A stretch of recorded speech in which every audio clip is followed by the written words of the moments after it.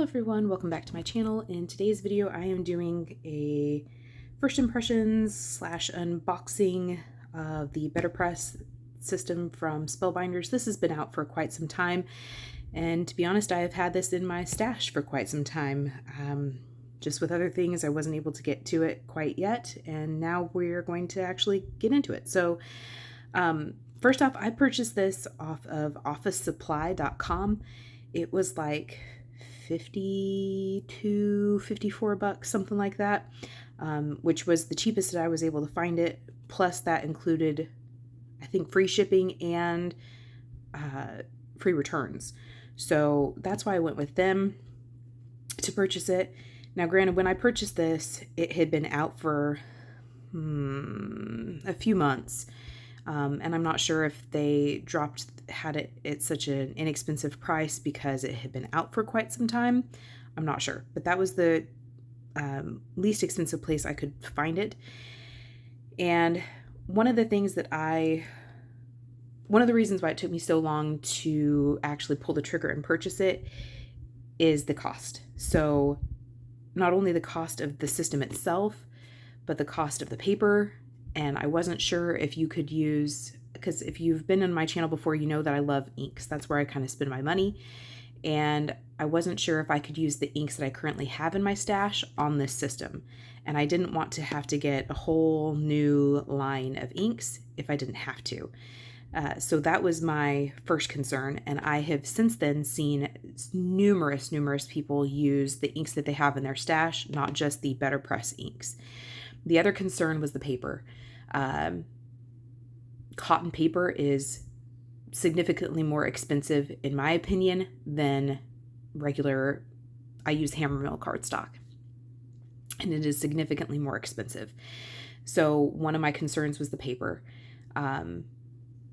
Was it a paper that I could use with other mediums so I could get more use out of it if I bought it in bulk? And how expensive would it drop it down if I did buy it in bulk? That kind of thing. And I have discovered that more than likely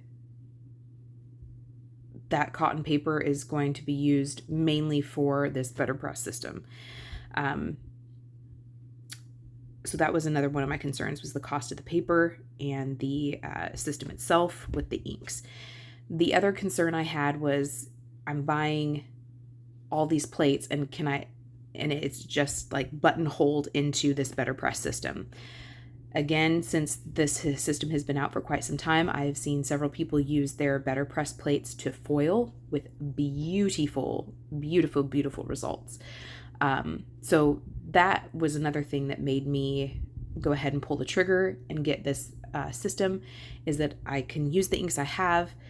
I am going to test out today using not only the hammermill cardstock that I use for everything else, but also watercolor cardstock. And I'm also going to use, of course, the cardstock that comes with the system. But I purchased 200 A2 size panels of cotton cardstock on Amazon, and I'll tell you more about those when I get to it. But we're going to test that out too, because I'm trying to remember my math. So when I did my math, these A2 panels came out to be like, which is 4 1/4 by 5 1/2. Those came out to be like 20 something cents a piece for an A2 size panel, 4 1/4 by 5 1/2. If the cotton paper that I got off of Amazon works, I bought like 200 squares of it. So I'm really hoping it works. For what I paid for those, they come out to be like 8 cents a sheet, an A2 size panel. So that is a significant price difference, in my opinion. So those were my three main concerns. Am I going to have to get new inks, an all new ink line? Was I able to use those press plates for other things? The cost of the cardstock, and can I use the inks I already have? So all of those, the vast majority of those concerns have already been addressed from other videos, but I'm going to test it out because I don't know about you, but there are times where people will like demonstrate something and it comes out flawless. They say that it was a perfect system for them every time. but then I go and do it and I figure out the ways that don't work and can never get around to the ways that do. So I want to test it myself with how I craft, how I run things through my die cut machine, my particular die cut machine, because every one of them is different. Even if you get the same brand, everyone is a little bit different.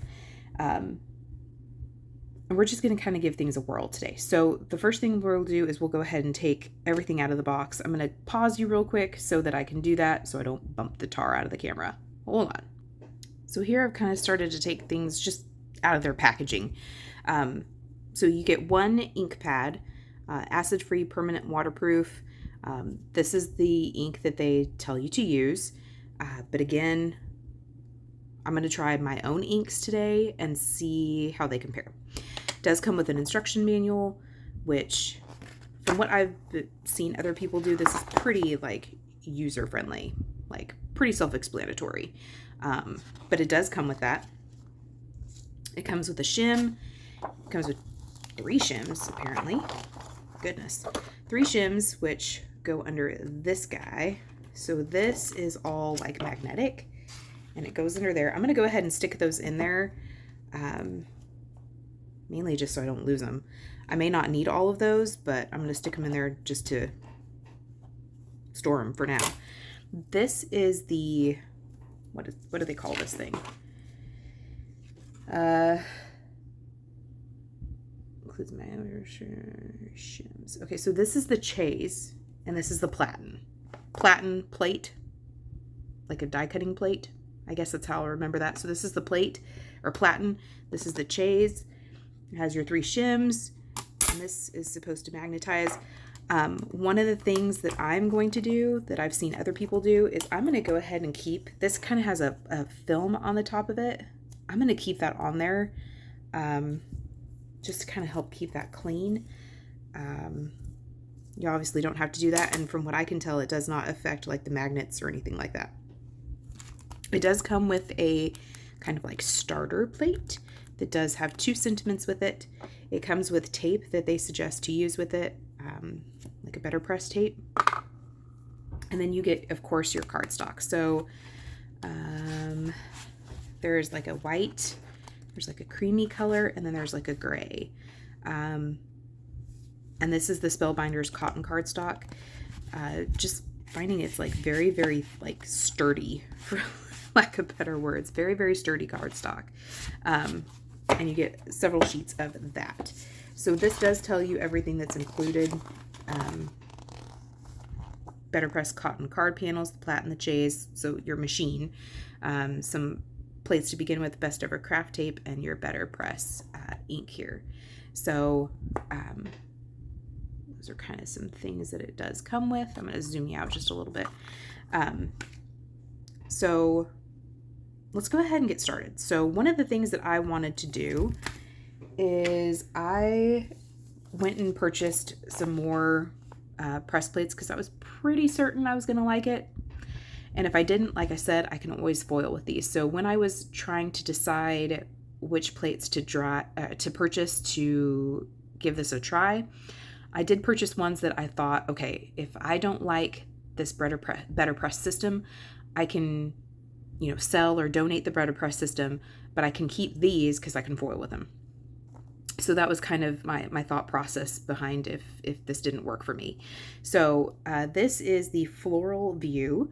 It does come with this whole, background panel and a die and a sentiment. This die coordinates with this outline right here, which is really pretty. So yeah, one of the things that I wanted to do is I wanted to see how this would watercolor, and I wanted to see how this would, could I use like a watercolor ink and watercolor on this paper? And I also wanted to see how my artist markers would work on here and watercolor pencils. So we're going to go ahead and dive into that. So the first color palette we're going to use is 97. This is from the Color Cube Volume 2. And like I said, card number 97. I'm going to use my Tim Holtz watercolor pencils. I got these for Christmas and still have not used them yet. So we're going to get a twofer out of this. I tried to find colors that match these as close as possible, and I picked Crackling Campfire for this one, Crushed Olive for this one, Fired Brick for that, Cracked Pistachio is that one, and then I did Vintage Photo. I didn't want to use black because I'm going to be, pressing this in black, so I didn't want it to be black on black. I thought that'd be kind of weird, so I decided to change this out for a brown, and I'm going to go with Vintage Photo for that. We'll get to the other card in a minute, but this is just my Hammermill cardstock. I do know that when I was trying to find a cardstock that I could use for all of my mediums, I did discover that I could not use this Hammermill cardstock with my Zig Clean Color Real Brush pens. It just pilled the paper like crazy. It was terrible, terrible results. So we're going to see if just doing little tiny bits of water is going to be okay. So this is a twofer test. And then I'm also going to use the white versions of this cardstock today. This is the white one, right? I think that's the white one. Yeah, that's the white one. Okay. So we're going to do a little bit of testing. So let me get a couple things ready to go, and then we'll kind of dive into it. Okay, so I took that Floral View, what was that called? What was that called? Yes, Floral View press plate. I just took it out of its packaging. One of the things I'm noticing, and I don't know, maybe it's just me, this one has like a velvety feel to the back, which is kind of interesting. I don't know that that makes any difference, but it's just something I noticed. I'm going to take the platen off, and I'm going to put this face up in the middle of the chase here. And this is a very strong magnet, I am discovering, because I cannot get this to scoot. Okay, we're getting there. Okay, so that's fairly close to the center. 1 second. So I was struggling to get this to move. I think I saw Jennifer McGuire do this. She used a magnet from her glass board to get that a little more centered. Okay, that's decent. Okay. I'm going to go ahead and use the ink that they have first. We're going to test that out first, just to kind of keep things consistent. So one of the other things I'm going to do is go ahead and put my paper on here. I do kind of want this to go corner to corner, and so I don't necessarily want to cut this down really. So I'm going to try to put like the teeniest, tiniest little pieces of this tape in these corners as possible, because I really don't want to cut it down. I kind of wanted to keep it all over it. So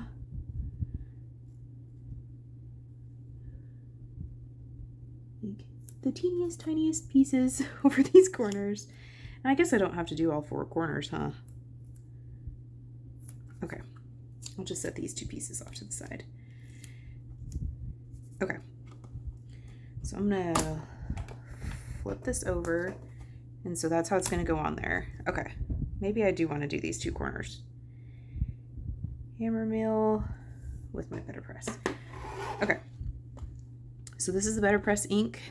Let's go ahead, and I've seen people say they have to do kind of like a twist and tap kind of move. Yeah, which if I just like stamp down normal, it doesn't really deposit a whole lot of ink, but if I do that twist and tap that people have talked about, that does deposit quite a bit more ink. Okay. I'm sure it's like a different formula of ink, but this kind of ink reminds me of like my Momenta ink. That's kind of what it reminds me of. Okay, let's keep going. I'm probably like going ham with the inking. Okay, so I'm gonna just put this on there. One of the things is that this doesn't actually touch. So I'm gonna tilt this up. If you can see, the paper is not actually touching the press plate. But when I tilted that on its side, I saw something. So I have a little like ink pad hair, for lack of better words there. I'm gonna get that up before it messes up my inking here. Okay, I'm just going to run this through my die cut machine just how it is. Remember, I do have all 3 of those shims in there, and I'm just going to run it through like this. So 1 second. Okay, so I just ran that through my die cut machine. Okay, y'all. Look at that. This is on the hammer mill, and I can see here that I probably could have inked this a little better. One of the things I've been told is that you can run this through twice. So I have not moved anything. I haven't taken my paper off. I haven't moved this. I'm going to try to re-ink that again, particularly in that one area. One of the things that I see is just the detail. Like, these are some super, super fine lines, and the detail is beautiful. Like, beautiful, beautiful detail. Okay, let's try that again. So supposedly you are supposed to be able to do that if you haven't moved anything. So I'm going to run that through one more time. Okay, let's see. Oh, okay, well, all right. So I think it did shift a little bit. I think I have a little bit of like a double impression here. It's kind of messing with my eyes a little bit, I'm not going to lie. So I don't know. Maybe that's a fluke. Let's try it again. You know what? I think my paper shifted because when I went to go lift this corner, it had moved a little bit. So I think that was my fault. I think that was user error. I think I moved the paper. I think my tape wasn't holding things down securely. Okay, so this was on the Hammermill cardstock with the BetterPress ink. I can feel the texture, like that, you know, indention into the paper. This ink is dry. Like, I'm rubbing my hand over it pretty good.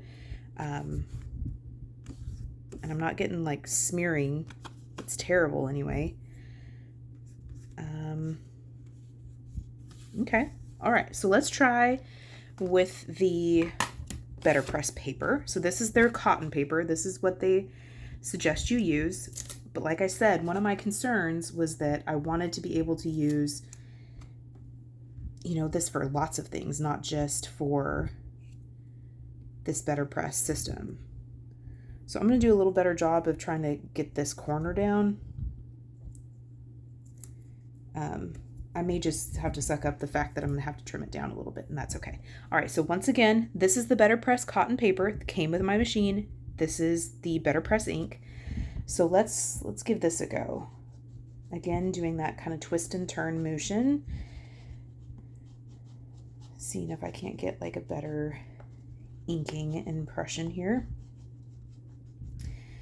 This is a felt pad, so one of the things that I am trying to be conscious of is the fact that this is a felt pad, so it's a lot firmer. And so I do get like little hairs that come off, for lack of better words. Okay, I can see where I didn't ink a spot very good. Let me get that real quick. Okay, anywhere else that I can see? Not currently. Okay, let's see. All right, I'm going to put this platen back on the chaise, which makes it sound very fancy. And let's run that through one more time. Hold on. Before I even take this off, one of the things that I can tell you right away is that when I ran this through, there was very, very, very little resistance. When I ran this through, there was not a whole lot of resistance, but more than with my just regular Hammermill cardstock. So that tells me that already I'm probably going to get a much deeper, nicer impression. Yeah. Oh my, look at that. That is beautiful. That is beautiful, y'all. That's just one pass through. I get the feeling that these press plates are very similar to like your stamps. The more you use them, the more you kind of break them in, the better they work the first pass through. I'm thinking that maybe that's true with these press plates as well. I'm not going to even bother running that through a second time. That's beautiful. Look at this texture. I wish you had touch-o-vision. There's really not, like, you can see kind of the pattern on the back of the cardstock, but not really. But this is beautiful. And like, again, I'm rubbing my finger over this and it's not smearing, it's not smudging. Okay. All right. So the next thing I want to try is, I don't want to use the BetterPress ink. I'm going to set that off to the side. I want to see if I can use my regular inks for this. So I'm going to use my Gina K ink, my Obsidian Amalgam ink. and use it on these press plates. And again, use a panel of the BetterPress cardstock and a panel of my Hammermill cardstock, and just kind of compare and contrast here a little bit. So let me get that ready. First thing we got to do is clean this.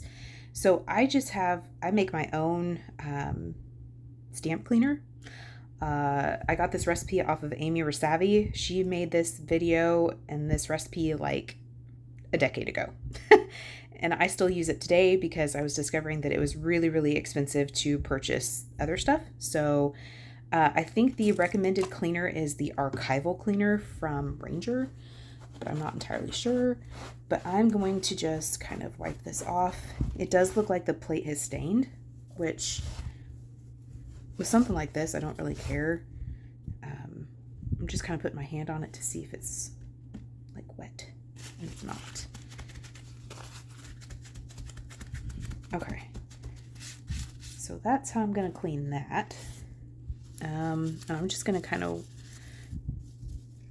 wipe over this a little bit. My platen. Pull up my tape. Okay, so let's put a panel of the BetterPress paper down. I'm still going to use the white for now. So this is going to be the BetterPress. In fact, I'm going to label this. I'm going to use a pencil so we can keep track of what we're doing here.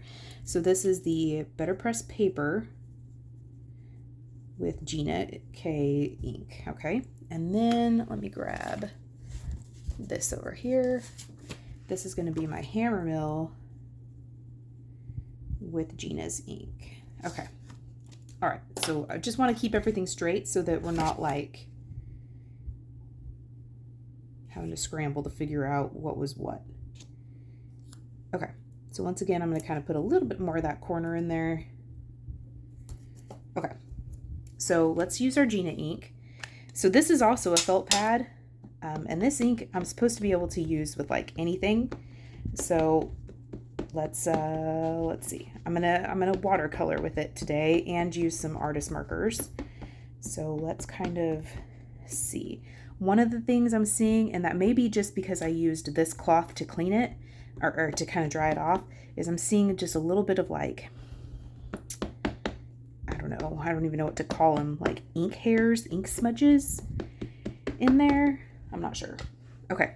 So I'm going to go ahead. That looks pretty well inked to me. I'm going to flip over my platen, put that on top, run that through. So this is the BetterPress paper. So the cotton paper with the Gina K ink. Ooh. Okay, so let's compare, because this was the BetterPress ink. In this hand is the BetterPress ink with the BetterPress paper, the cotton paper. This is the Gina K ink with the cotton paper. So right off the bat, they look pretty darn similar. I'm trying to like check intensities of the black. This may not be quite as dark. This may look a little more blue. But that's a pretty awesome impression there. Okay, so let's try that again, but let's use the Hammermill paper. One more time. Oh, I already labeled that. Okay.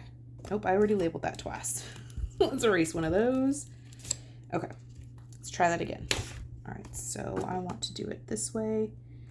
Let me pick up my paper or my tape here. All right.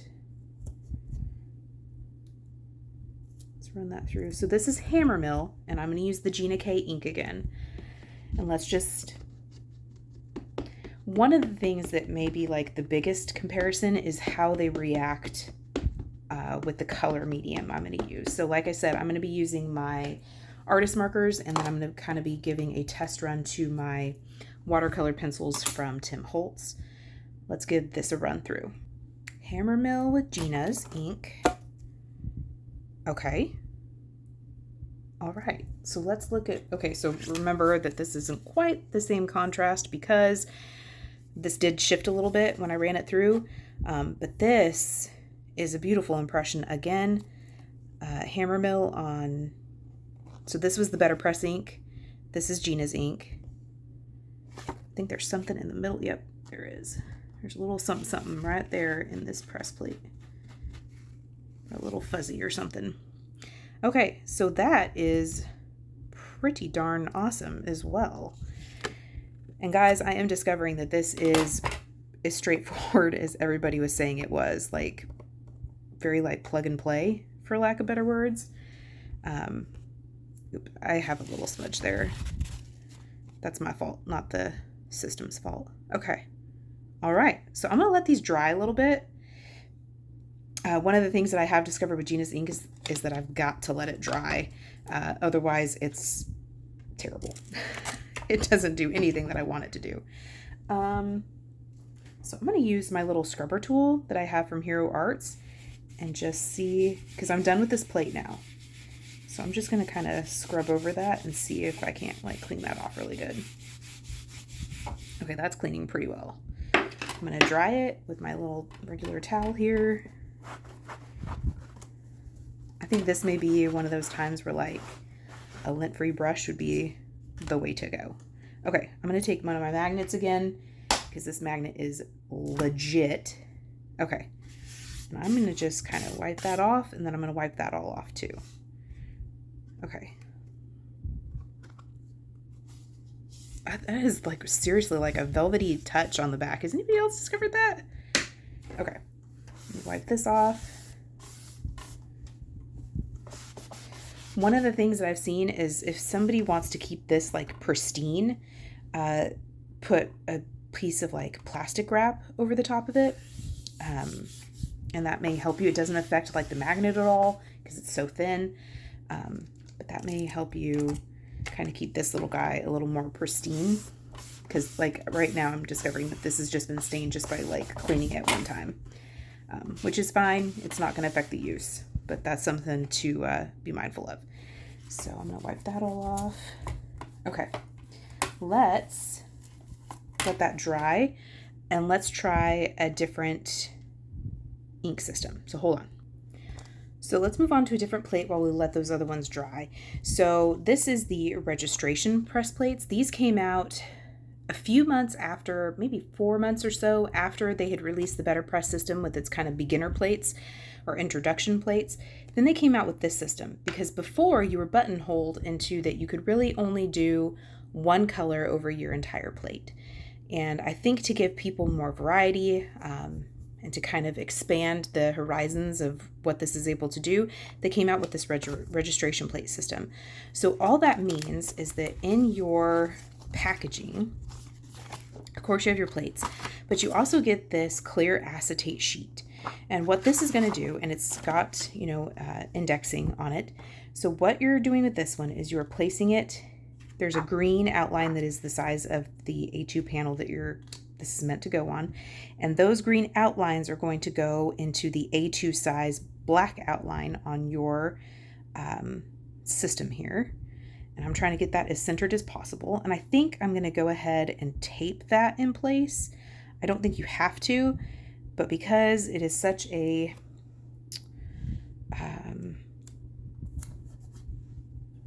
I'm just going to tape it in place just to be safe. Okay, so with this press plate, you can get like 4 different colors. So 1, 2, 3, and then 4 being your sentiment. So I picked out 4 different dye inks that I'm going to show you in just a moment. So the first thing we're going to do, this is pretty much your greenery and then a few of the like bellflowers, buds maybe. There's a few flowers that are going to be in this color. So again, it has this velvety touch to the back, something I'm just noticing. So this one is the black outline on this little index sheet. So I'm going to line this up with it face up on the black index section here as best I can. Okay, so that's pretty good. So let me show you the inks I'm going to use. So I picked a color palette from my color cube again. I picked, this is also from volume 2. This is in card number 90. I just randomly picked. So you're going to discover that some of these are not necessarily like traditional colors. I literally just picked randomly from my box, trying to kind of challenge myself a little bit. So I went through my stash and these are the colors that I found kind of match this. We have raspberry. This is a dye ink from the Stamp Market. And these are all dye inks also. I've got 2 from Concord and Ninth, Clover and Tide Pool. And then I've also got 1 from Simon Says Stamp, their Positively Saturated line. This is Guava. I just felt like those were good colors. So for this first layer, I think I am going to do the Clover. Just because there are quite a few like leaves in there. So I do think I'm going to stick with the Clover. Now this is a foam pad, not a felt pad. So I'm going to be very, very dainty, careful when I apply my ink on this one. That's another reason why I think it was a good idea for me to go ahead and tape this down, because sometimes this can act almost like a suction cup. So I'm just going to very gingerly tap this ink on here. Very gingerly. Okay. So I see it kind of beading up in places. I'm not sure if that's just because this is the first time I'm using it or what. I am going to go through and kind of try to get some of this ink off of here. I don't think you have to do that. I'm just doing it. Okay. And then let's use our BetterPress paper first. So let's go ahead and get that taped on there. Probably should have done that before I put the paper on there, but you know, or the ink on there, but you know, decisions were made. So this is the BetterPress paper, and I'm going to use this with my dye inks. Like I said, this is the inks that I have in my stash the most, and so I just want to kind of use them. I'll have you know also that I'm using this BetterPress tape, like our Best Ever Craft tape, several times. And that's kind of my go-to. So let's run this BetterPress paper with a dye ink on this press pad, or press plate. Okay, let's see how that turned out. Okay, it's a little splotchy, and I did get some ink in places that I didn't want it, but the impression is really good, and that is pretty much dry to the touch already. I do wonder if I were to ink that up again and run it through, if that would help some of that splotchiness, because I don't predict this paper letting it blend very well. So because I'm not going to move this, well, I am going to move this press plate. I'm just going to see how this goes. And if I discover that the other ones are giving me this splotchy look and this one hasn't like gotten rid of some of that splotchy look, because these inks are made to kind of dye and seep into the paper and even out as they seep into the paper and dye it. And that's how you kind of get that blended and like less splotchy look. So I'm going to let this particular press plate sit, and I'm going to do the other ones. And if those continue to give me that splotchy look, I may run those ones through twice. So let's clean that off real quick.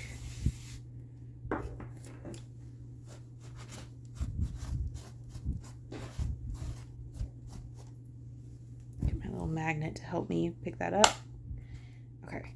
So let's go to the next one. So leaving my little guide in place, I'm going to grab kind of these bigger blossoms. And this is the green on this press plate. Oh, hello. Face up. You want it face up. This is the green outline on this particular press plate. Okay. And I'm going to do these bigger flowers in this guava. So I'm going to try that. Leaving this in place. Left my acetate outline guide in place, my registration little grid in place.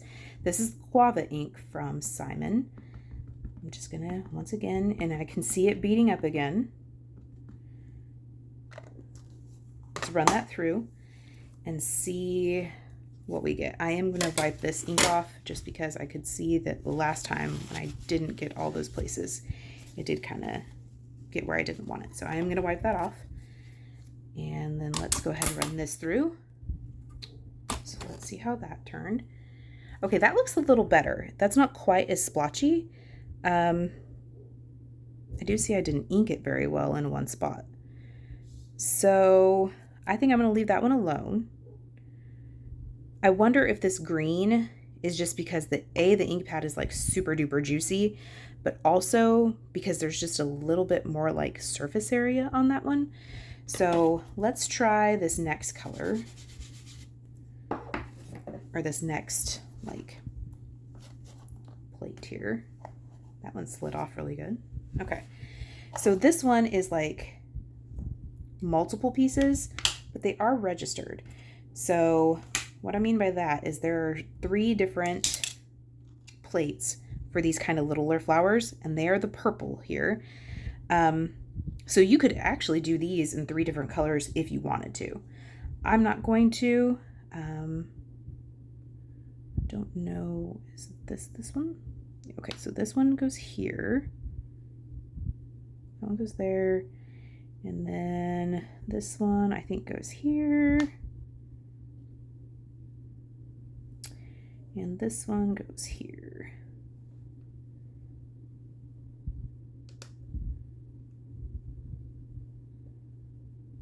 Turn that a little bit, it looks a little funky. Okay, so let's see. How's that looking? Okay. All right, so I'm gonna do this one in the raspberry. So this is again a foam, like a firm foam pad, and I am discovering as I ink this that this pad or this plate is shifting a little bit. So be mindful of that. That if you go to re-ink this, you got to be very careful that you didn't shift it anywhere when you were inking it. Because see, look, it's moved out of its spot.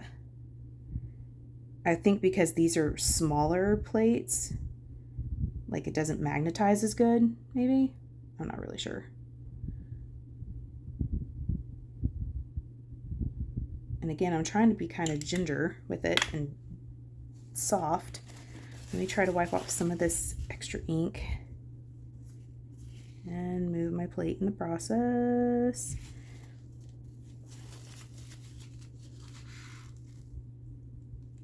Oh my, getting this plate all over the place.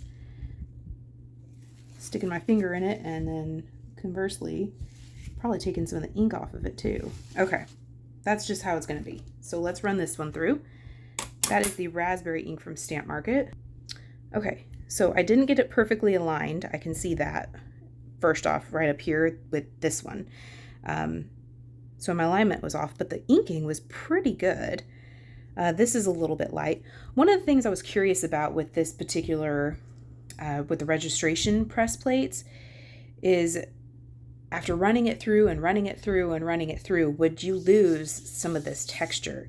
And I don't think I have. Yeah, I haven't lost any of the texture, which is kind of neat. Yeah,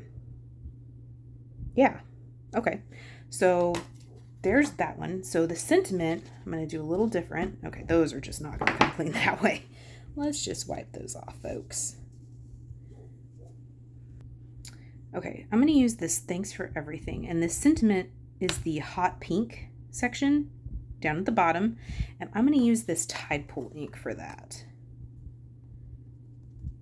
Tide Pool ink is from Concord and Ninth.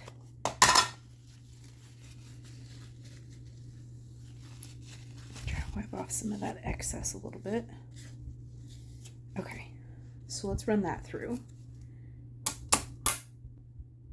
Okay, so I didn't ink it very good, but it's not splotchy. So I don't know what the deal is with this green one. We're going to do another panel of this in the Hammermill cardstock, but I don't know what is going on as far as why this clover is so splotchy. But we're going to try one more time to re-ink this, just because I didn't get that F very well and it looks a little funny. So again, trying to be very like ginger and not move that press plate. I don't want to move it. Let's see if we can run this through a second time and not have it do like a double image. So let's see. Haha, no double image. Okay, and that inked a lot better. And gave me like a deeper tint of this Tide Pool color. Okay, so one of my concerns, like I said, running this through multiple times is that you would lose some of that impression, and I didn't. So let's try this again. I'm going to do everything the same, but I'm going to use the my regular hammer mill cardstock and not my BetterPress cardstock. So let's try that. I'm going to run them all through. I'm going to use the same colors on each of the layers, and let's run that through and I'll let you see the end result. Okay, so I changed my mind. First off, this is not hammer mill cardstock. I tried to use my watercolor cardstock. So this is Canson XL watercolor paper. I thought maybe this would work just because watercolor paper is typically thicker, has a little bit more give to it, I guess you could say. I did get ink where I didn't want it. Again, that's probably just poor ink application. But something to note, so this is Canson XL watercolor paper, and I did do it on the smoother side. And this is the BetterPress paper. So this has just been done. So the colors look a little more intense just because they are still kind of wet. But notice how this is not splotchy. On this one, that clover ink is not splotchy, but it is splotchy on the BetterPress paper. And I do wonder if it is because it's been used. You know what I'm saying? Like when I went to do it this time, it wasn't like beating up on the plate as bad as it did the very first time I ran the plate through. But I didn't have to run the flowers through twice or the sentiment twice. So that's something to think about. And I did get that lined up a little better this time. So, you know, go me. But as far as like comparing and contrasting, you still get that tactile feel. It may be, no, they're pretty much the same. So if you run out of your very expensive BetterPress paper, I think if you're still trying to get that really like tactile feel and you have watercolor cardstock in your stash, I think that is an excellent substitute. I think it's an excellent substitute.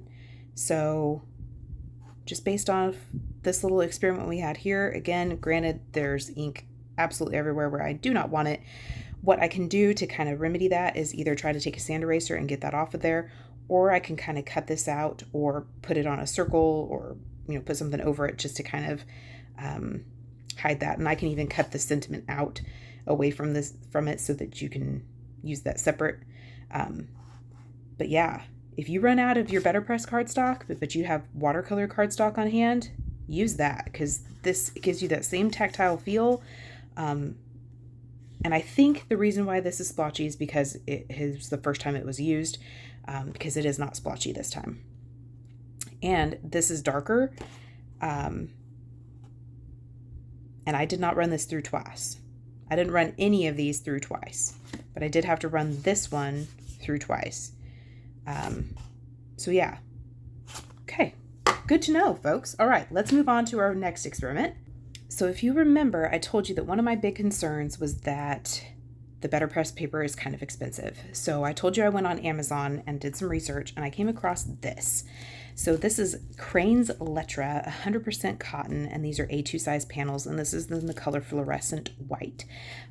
When comparing the two, so in my left hand is the Lettra, and in my right hand is the Spellbinders BetterPress paper.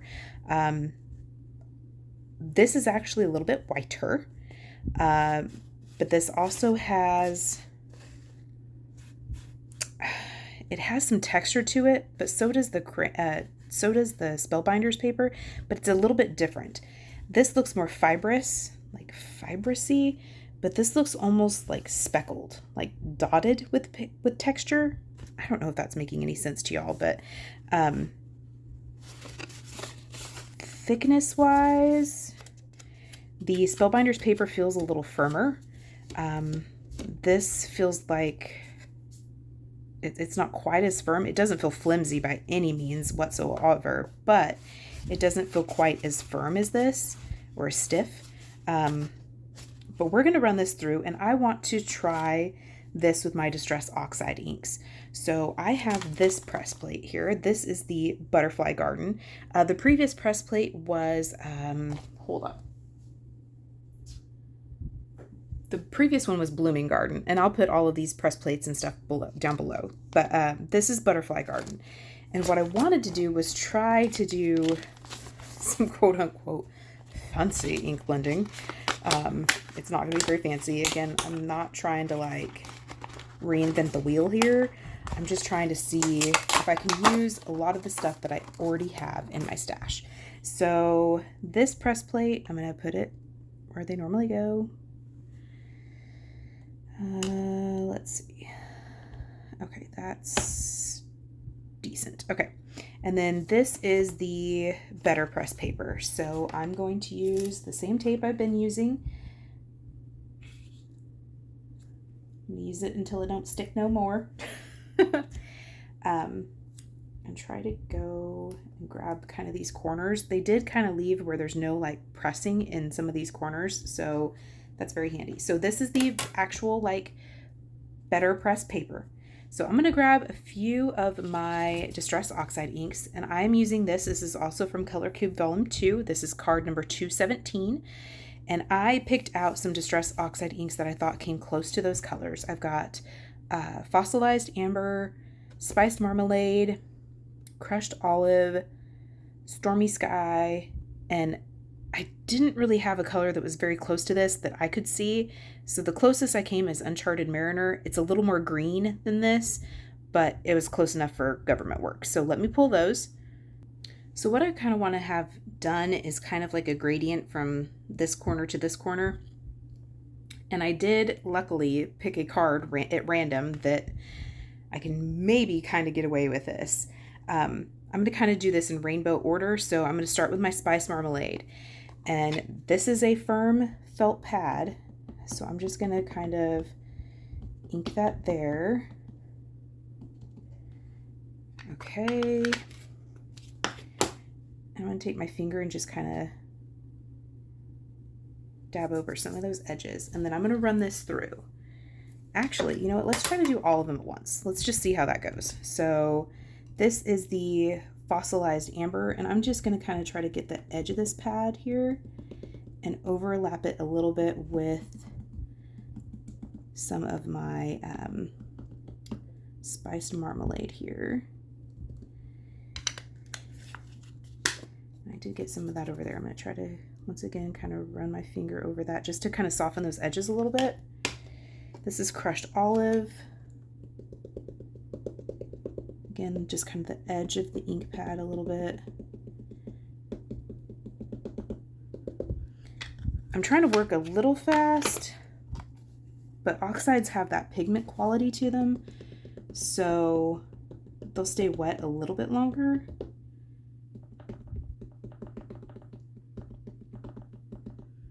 And I am noticing some of that beading up that we talked about before.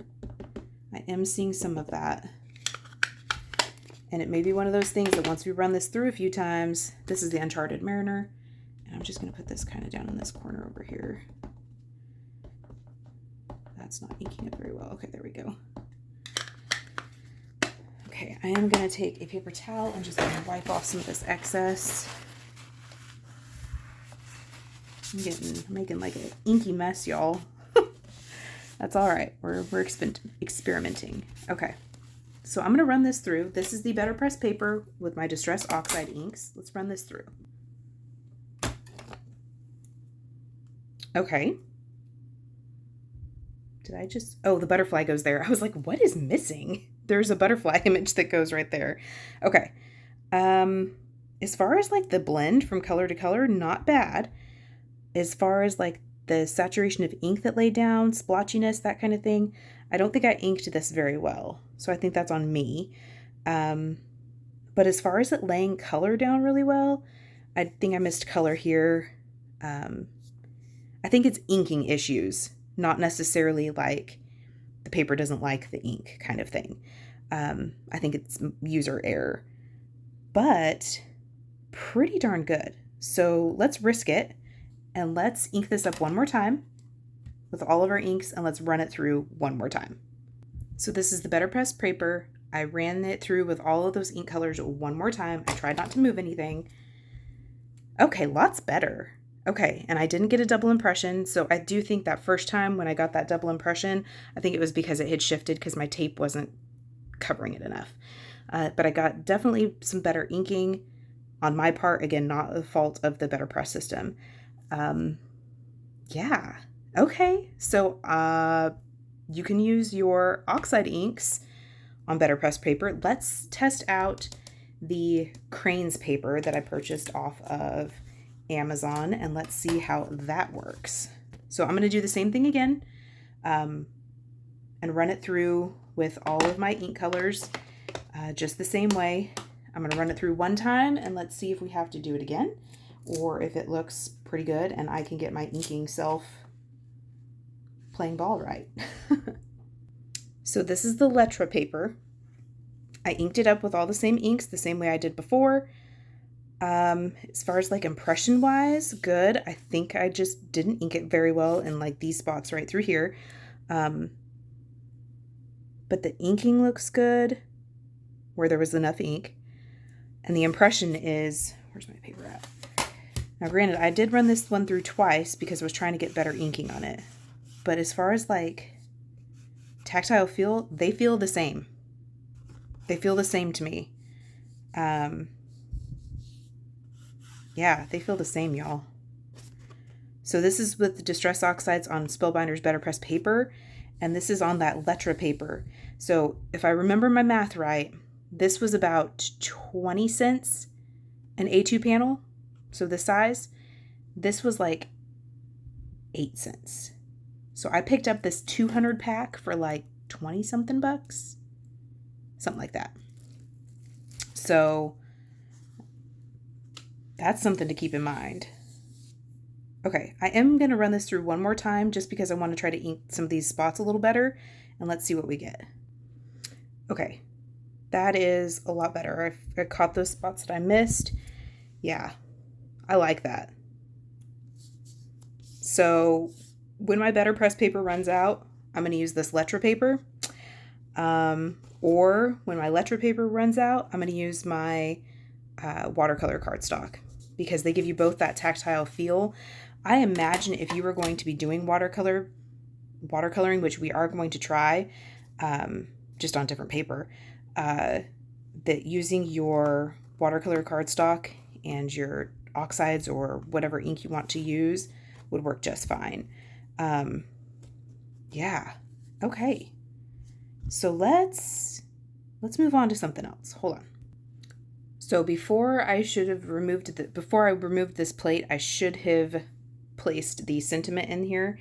There is a die for this sentiment, so I'm not sure that I lined this up correctly. I am going to remove this press plate before I run this through, but I'm going to do my Gina K ink and I'm going to do the BetterPress ink just to kind of see.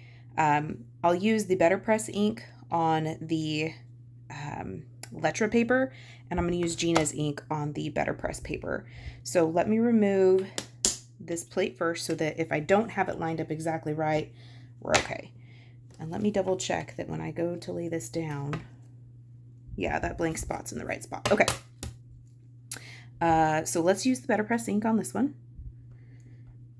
Remember with this, you have to kind of twist and tap, which is kind of the opposite of when you ink with other things, with other ink pads. You don't do that kind of twist and tap. You just kind of tap gently like that. But let's just see. Okay, let's go ahead and wipe some of this off just in case. All right. Okay. All right, so this is the Letterpress paper with the BetterPress ink. Let's check how I lined it up too. Okay, not too bad. We're off quite a bit, really. Look at that gap there. My bad. All right. Okay. But as far as like, so this is BetterPress ink. It's reacting well with that paper. I don't see any, other than my alignment was awful. That's another reason why before you remove that, if you're going to be using this sentiment in here, like, put the sentiment down in place first. Okay. So that's not bad at all. Okay. So that's the BetterPress ink. Again, that's not like a super dark ink. It almost looks navy to me.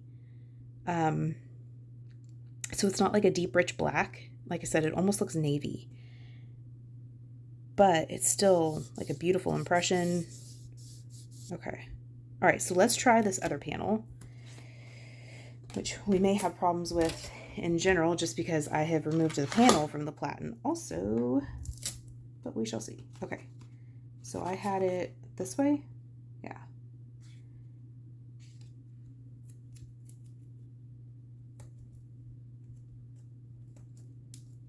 Okay, so we're gonna use the Gina ink this time. So let me clean this off just a little bit.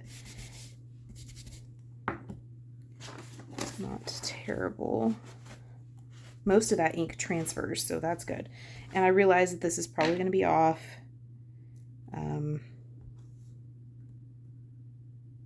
It's okay. We'll make it through. Yeah, okay. All right, so I'm going to use Gina's ink this time. And I discovered that I don't have to do that like twist and tap move with these.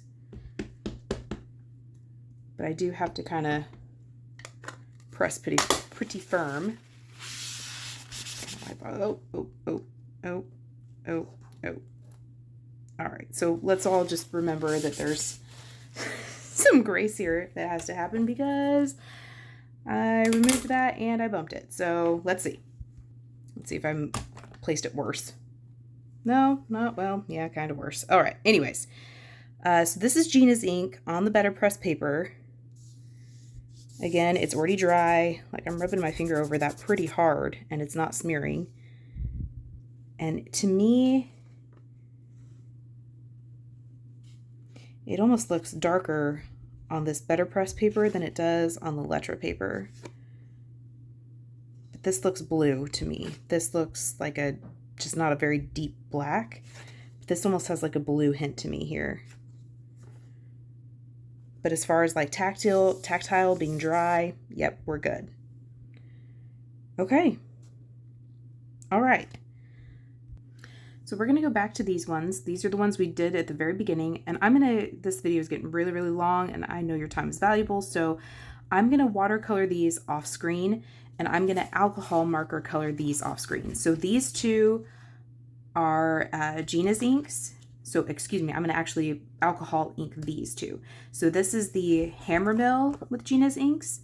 This is the BetterPress with Gina's ink. These are BetterPress with the BetterPress ink and BetterPress with Hammermill cardstock. So BetterPress ink for both of these. This is BetterPress paper. This is Hammermill cardstock. So I'm going to actually do some very basic generic watercoloring, kind of try out my pencils that I have here, and I will link or list these below what colors I'm using. But I'm going to color these off screen and I'll let you know, I'll show you kind of the end how they turn out. So I'll do a review over these pencils in another video, but so far pretty impressed, but we'll talk about those in another video. So let's talk about what I've done here. So this is Hammermill cardstock with the BetterPress ink. Yes. Hammermill cardstock is not a watercolor cardstock and has never claimed to be a watercolor cardstock. And so I just really wanted to see if the paper would pill really bad to where you couldn't apply any form of water to it, or if the ink would smear. So it doesn't peel. It doesn't pill. One of the things, and I did very, very little water because again, this is not watercolor paper. So the paper doesn't pill. The ink does not move very well. So if you notice here, I went direct to paper. So the paper was dry and I put my pencil down on there, kind of scribbled it in a little circle and then put a wet paintbrush over the top of it. And it just left me like a ring. So the pigment doesn't really move very well on it. So that's something to keep in mind. But when I did the same thing here where I went with a dry paper, wet paintbrush over the top of it, it doesn't move very well. Here, I wasn't getting, this was the cracked pistachio and it wasn't really showing up at all. And so I tried to do like wet paper and then apply pigment to the wet ink just to get it to move. That didn't work, so I let it dry a little bit, and then I went with the watercolor pencil directly to the paper, and that was like causing the ink to like smear and smudge. So I abandoned that idea, and I just really worked that color on my paintbrush and then brought it to the paper, and that worked a little better. So it doesn't pill, but again, I added very little water. The ink does not smear, but the pigment doesn't really move very well on the Hammermill cardstock. This is the BetterPress paper with the BetterPress paper, the BetterPress ink. Yes, Hammermill cardstock with BetterPress ink. So the pigment moves quite a bit better. Even when I did like the direct to paper, like I did with this crackling campfire here, the ink moved quite a bit better. And like I was just trying to get some water down or some pigment down and just kind of see how it would respond. The pigment does move quite a bit better. As far as giving you the chance to blend it and that kind of thing, it does move better. This is a thicker cardstock, so there was no pilling and the ink did not smear. So if you wanted to do watercoloring on your BetterPress paper, that is an option with your BetterPress ink. So that did work out pretty well. Now let's move on to our alcohol inks. Okay, so here is the BetterPress paper. This is our Hammermill paper, and both of these I use Gina K's Obsidian Amalgam ink on these because that is alcohol marker friendly and safe. I wanted to try a couple of things, so I may go back and make these into cards, but really I'm just experimenting. So for this, I wanted to see if I could do a few things. So this is the Hammermill, this is the BetterPress paper.